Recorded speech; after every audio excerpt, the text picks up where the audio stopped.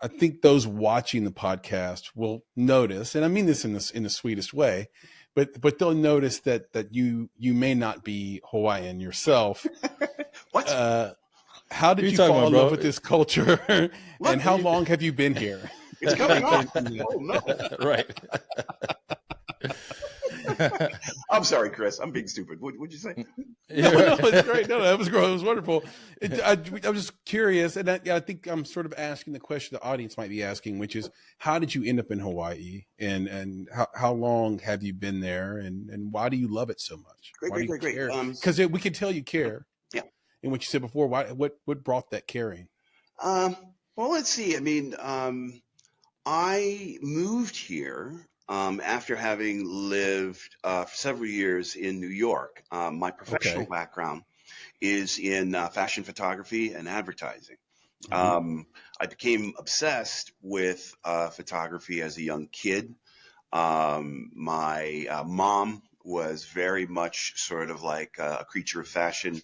It's an artistic background. My dad used to play for the Jets. So while they were living in New York, my mom was exposed to sort of like fashion and sort of like that lifestyle a little bit. So I grew up in a house that was filled with magazines. So I begged my parents probably when I was about like 12 or 13 for a camera. Like my dad. What kind of camera was it? Do you remember what kind of camera it was? I desperately wanted a Canon AE1. And all of these Andre Agassi sort of like commercials of him playing tennis. And I mean, just, I remember begging for that. We had no money. I mean, there was absolutely no way I could get one of those. But People forget how famous Agassi was. My mom wanted me to grow my hair like Agassi. I said, look at me. No. It's not possible. Anyway, go ahead. But yeah, I mean, I ended up getting a Yashica GH1, which was a rangefinder camera, and turned out to just anything in my hands that I could take pictures of my friends with. So through the years and through high school, I lived in a meditation. I had covers of Interview magazine, Harper's Bazaar, I mean, GQ. I mean, I knew who. Good taste. Yeah, I knew who photographers were. I knew who the models were. I knew who fashion designers were. This was like back in the days when Calvin Klein, was becoming like this huge sensation. And by the time I was getting ready to graduate high school, well, by the time I was a sophomore, I knew I wanted to go into fashion. So didn't have enough money to go to Brooks, where a lot of successful fashion photographers go, but I went to Columbia College in Chicago, which was a fantastic program. Was lucky enough to latch on to some really great mentors there. Became a teaching assistant, and at the end of my first semester, I was starting to shoot models for all the big major modeling agencies, Elite, Ford, David and Lee, Stewart Talent. I mean, these are a lot of Chicago centric names that you guys might not be familiar with, but just those early, those are those early days of shooting and assisting other working photographers was fantastic. I was able to just put together a really, really good, comprehensive portfolio. And then what ended up happening was a lot of the models whose pictures I was shooting, they were going off to Europe. They would come back after being there for 5 or 6 months, and they'd be like, hey, man, this is my agent's contact information in Paris. He told me to tell you, if you want to come out there, they'll set you up. You can shoot their models, and they'll help you meet the magazines to get work, to get started. Well, that happened for like an entire summer. And, I was just like, wow, I should give that a shot, So went ahead and did that. I mean, it scared the hell out of me. I'll be quite honest. But went out there, and, I went out there with this idea, I'll go out there. I'll shoot for all the magazines after like 3 or 4 months, and then I'll come back to Chicago, I'll open up my studio, and, that'll be it. And wow, I ended up with an agent in Spain. And instead of staying there for 3 months, I lived there for like almost 4 years. And Wow. that was that was one of the best experiences for me as a creative and as a freelancer to have lived in Europe. A lot of those contacts I still have to this day. Was it Madrid? Yeah, I was based out of Madrid. Madrid's Carlos wonderful. Mundi is the name of my agent who owned international bookings out there, and I'm always indebted to him and his whole crew because I learned a lot out there. Yeah, That's I love awesome. Madrid. That's a great story. It's like it's hard to say it's a more cultural New York City because New York City is highly cultural, but it's an architectural sort of historical version of New York City. I'll put it that way. You're 100% correct in that. Now, yeah. After having been in Spain for a while, all of my contacts that I had met over the years, a lot of them were in New York, so I ended up going to New York. A lot of some of the models that I worked with in Spain worked for big designers in New York. I began to sort of shoot showroom catalogs and things like that, worked my way up sort of the ladder.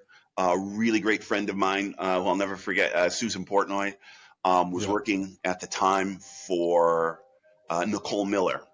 And I was able to make a great connection and continue my interactions with Susan.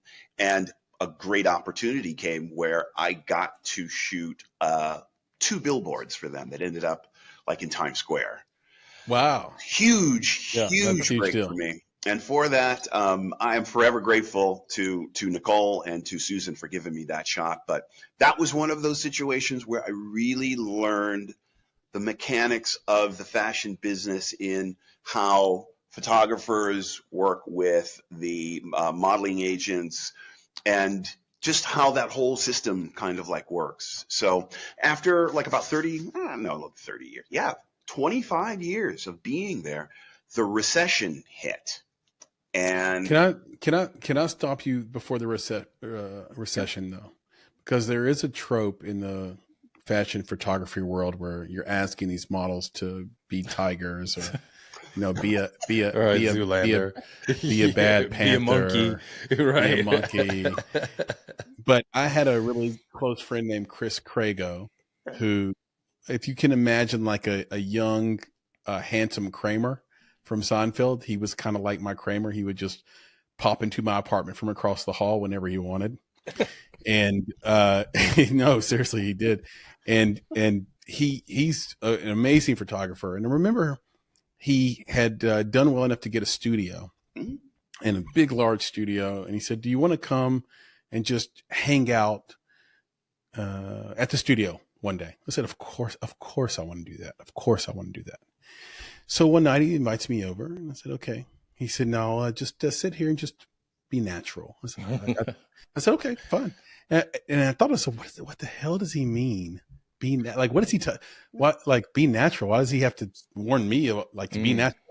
So I'm sitting down chilling, and then all of a sudden, I start to look at maybe the full aperture of this large studio space. Imagine something that's very like brutalist in style. It's concrete floors, and one naked woman passes me, then another naked woman, and it turns out there's 15 just naked women just walking around, and they're acting like they're not naked.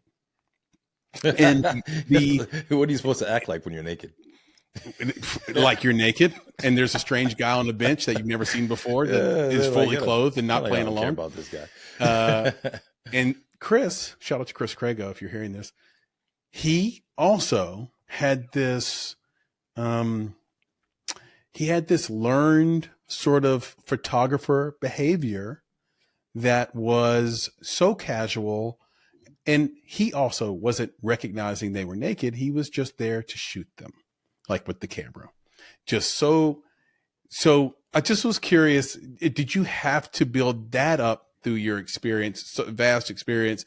How did you handle going from an amateur where you were this kid in high school that wanted to be in fashion to now I'm a pro. I've shot the best models for the best organizations and had my work displayed in Times Square. to that person? I mean, before you get into I know that next part, but before you get there, that's curious to me. Just how long did it take you to develop that sort of professional patina, if you will, that says, I don't care what the woman looks like, the model looks like, the man looks like, or how they're dressed. My job is to be in the moment and just shoot this. Yeah. It's a great question, Chris. One of the things that I would say that makes a great photographer, a great still photographer, or a great director for that matter, is the connection that you have with the subject that you're going to shoot. Some people are better at that than others. Some people are better at that than others. You know, act natural. Yeah, what does that mean? I mean, you know, but some photographers may say that because they want you maybe to sort of have a look of, of being sort of like confused or like whatever. But I'll just tell you sort of like, that's interesting. Yeah. You know what I mean? I'll give you a perfect example of that quickly. Richard Avedon, one of the best advertising photographers in fine art, portraits, portrait shooters of the United States. He did this incredible series called In the American West, where he shot pictures of drifters against just like a stark white background. And he didn't give them too much direction, and it was just about their look. And these are people who live on the street, so it's just very stark, just what it is. And he didn't really give them that much direction because he didn't want it. Now, conversely, there were times in famous portraits that he did of royals where he would do these incredible sort of beautiful pictures of them to gain their confidence. But then his fine art portraiture, which was different, where he wanted to examine their darker sides. So he would tell them things, like to their face, like, if I'm really sort of like out of sorts or I seem like I'm kind of distant, it's because on the way here to the studio, I saw like a dump truck run over 6 or 7 dogs. Oh my God. And at that moment, that shock registered, and he would take that picture. And that's a picture that you can find. That's a picture of the Duke of Windsor and his wife. And you look at that picture and you can see that they just have this dreadful look. And if you just saw that picture of them, you would think, oh my God, that's the Duke of Windsor and that's his wife. They're supposed to be like sort of like these, beautiful, every night a great party. But my God, but photographers can be manipulators that way to get what they want. Now, what I like to do with my photography is I like it to be, and this is sort of like the style I like of a lot of the photographers whose work I admire, Arthur Elgort, we can go on and on, but I like it to be something where it seems like we're just hanging out and we're just going to have like fun. Yeah. And we're just going to engage in conversation. I'm going to talk to Nick, and Nick and I, we are big fans of Uncle Roger, Fuyo, and this is something you guys can talk about later, but we're going to hit it off on something that we both connect with. And then I'm going to be like, hey man, let me get a shot of you like over here, just look at me, just, don't think of anything in particular. And then maybe I'll say something to get him to laugh. And then I'll continue to snap, and then I'll put the camera down and we'll get some coffee and we'll continue our conversation. And then I'll come back to it. Cameras are machines in which when you grab it and you pick it up, I was just going to say that. Sit up straight. Come on, Chris, smile, So when, photographers deal with a psychology, and when you have a client, man, we cast models for certain looks and all that kind of like thing. So that was basically how I got into it. And you talk about your friend with sort of like the nude models and all this kind of like thing. Now, I pride myself as a beauty photographer, and I've sent you guys, some of my nudes and stuff like that. And I've been able to get some of the models that I, helped discover I've been able to, get them, Victoria's Secret campaigns from the nudes that I shot with them. And to be able to shoot that, there's a level of trust that you really need to have. And there's a connection that you really have to have, because, women are so intuitive. They know. And, and I was doing my work back in the day when Me Too didn't exist. And one of my, I got to give a shout out to Marie Anderson, who's one of my mentors, who was, the time I got involved in photography, was the executive vice president of Elite Models, and she gave me my first shot, and I just learned a lot. And it's a great experience when you're working with a model in partnership, because it's a great collaboration, and it's just like working on a film or something like that. Many hands, back to the word La Lima. I mean, it takes a collaboration, to really make something beautiful. I'll end it there.